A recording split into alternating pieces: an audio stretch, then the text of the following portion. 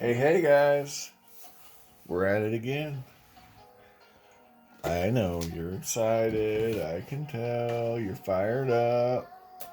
I know you missed me, and it's okay to miss me. So, I'm just being funny, guys. We're gonna do another Rise of the Green Horde. Yeah, Rise of the Green Horde. It is rising. It is green. It is a horde. And it's ready. Ready for the next step. And the next step, we're going to do our browns. We did our greens. We did our metallics.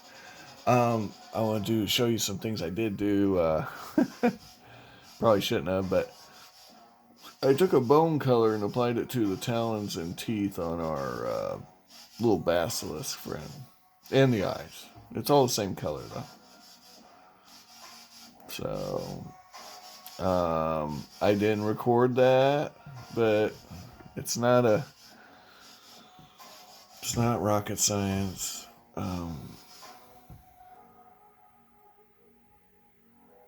As you can see, we just hit the nails, we hit the eyes, and we hit the teeth. And a lovely dose of bone color.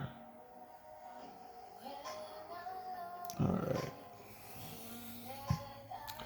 And I took the same color, hit the teeth of this guy, and one of these at works has their teeth covered. Oh, this one. Did his teeth, his maw. So there you go.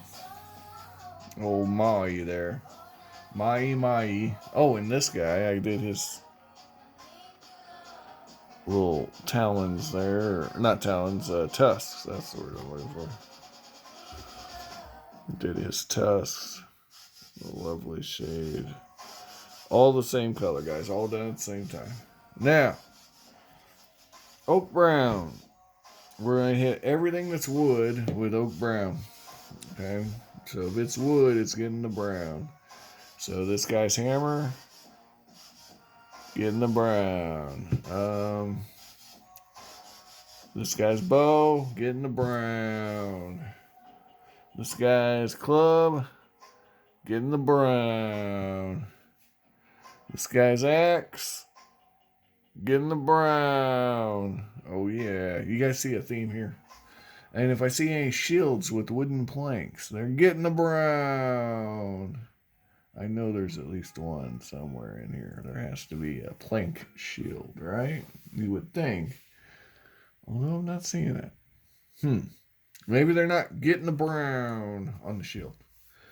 Okay, so we'll just grab Big Ugly here. And you don't need a small brush for this process, but you do need to shake up your paint. Shake. Ooh, yeah. Shake it up. That's all. Shake it up real good, guys. These particular paints are the Army Painter paints. And, well, they're notorious for not being, they kind of come, the pigment does not necessarily mix with the actual, I don't know, I forget, the word escapes me, but the clear stuff that comes out the top if you don't shake it up. So, there we go. That's a good consistency. Yeah, so it can be tricky. It can be definitely tricky. If you want to, you could do Master Series paints. You don't have nearly as much trouble with as far as having to shake it up. But watch out because the nozzles will get caught. They'll get stuck. They'll get gooped up. And that leads to other... When I painted the bone color, let's just say a good deal of it went all over the place and not on my minis. Just for instance. Now, that's my fault. I knew better, but I thought I'd squeeze it and see what would happen. Imagine my delectable delight and surprise when I sent forth. I mean, it shot all the way up and over these boxes here. I'm telling you, it was bad. I spent a while cleaning that up, and that was the last time I painted on these guys. It was kind of discouraging, I guess. I mean, plus I've been busy at work. So we're just doing a nice base coat of this lovely brown, oak brown from Army Painter. Always a fun brown. Now you can go with grays on here. Definitely, yeah. Grays and wood. So, if you want to, you can leave some gray on there. So for some of your primer gray, if you primed in gray, like I did, you could leave some of it on there if you want. I'm not going to, but you could. Grays and browns make excellent wood colors, depending on how antique you want it to look. How nice. Very nice. Yes. And, yeah. Look, just, guys, it's not rocket science. Not rocket science at all. Nothing I do is rocket science. If it's fancy, you're on the wrong channel, guys. Yeah, we're just going to keep it simple. Keep it basic. The old tried and true techniques that have never failed me. Of course, my audience is my players. I'm not here trying to win a prize, compete in a contest or whatever. I'm here to put something on the table that my players will say, "Oh, that's an ogre. Clearly, that's an ogre." Doesn't have to be anything fancy. And if they want something fancy, you know what I tell them? Go paint it yourself. Yeah. It's really that simple, guys. It's really that simple. It's that easy. Yeah. And since we did all of our hard work already with the layering of the greens, all of a sudden we look like geniuses, don't we? Isn't it cool how all of a sudden we look like we did something spectacular and all I did was put a base coat on there? You see that? It's amazing. Remember, painting is the art of deception. Yeah. Remember what this guy looked like when we started? You were lying to your eyes. That's all this is. We're lying to our eyes. We're adding details that aren't there. And accentuating the ones we already have. Yep. That's it, And I think it's pretty cool. You take a cheap plastic mini like this. Oh, I got his test too. Like this guy, and he can hang out with a, high dollar Games Workshop mini. And odds are, if you didn't look really hardcore, you wouldn't even know the difference. That's the power of paint, guys. Now, that's not to say that a nice sculpt and a higher quality mini isn't going to make your job easier. And I certainly wouldn't recommend any of these minis for any fancy paint jobs. Oh, no. But, yeah, for what we're doing, I mean, this looks good on the table. And you can get these for pennies on the dollar, these minis.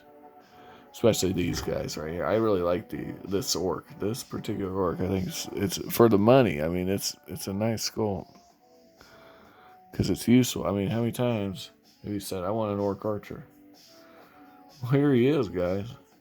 Now, some of these other cheap ones are not. Here. Let me go ahead and pull him up again.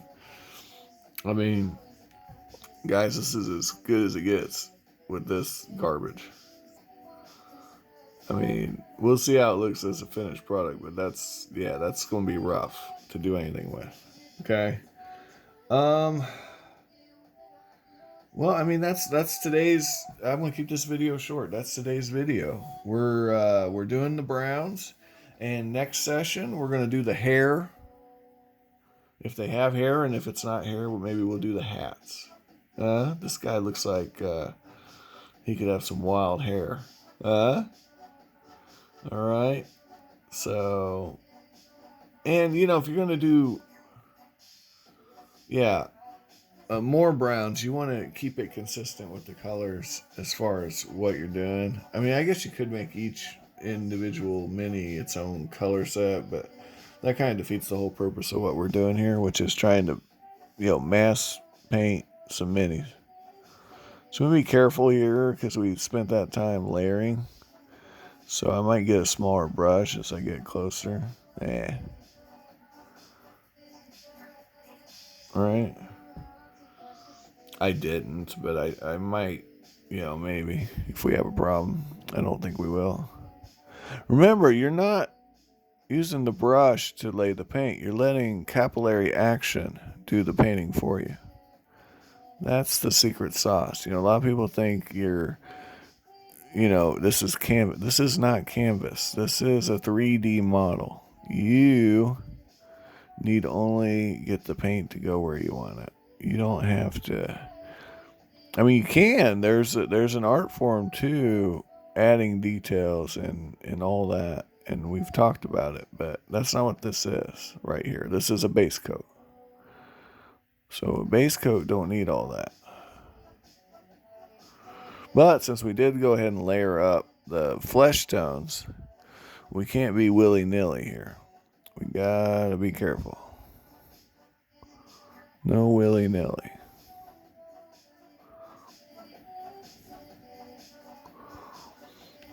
So that's what we're looking at, okay? I'm using a pretty big brush here, but you could go with something smaller.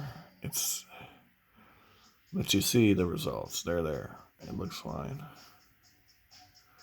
Anyway, have an amazing day. I'm going to go ahead and get these done, and we'll see you on the next episode. Hopefully it won't be as far out as this one was in time frame. I know. Let me know in the comments if you guys did the Minotaur series where you paint up the Minotaur. And, if you want, find me on Facebook and send me pictures, of your attempts. I'm sure they're amazing. They're probably better than mine. Have an amazing day, and I hope you find all the miniatures of your dreams while you're awake. Be safe.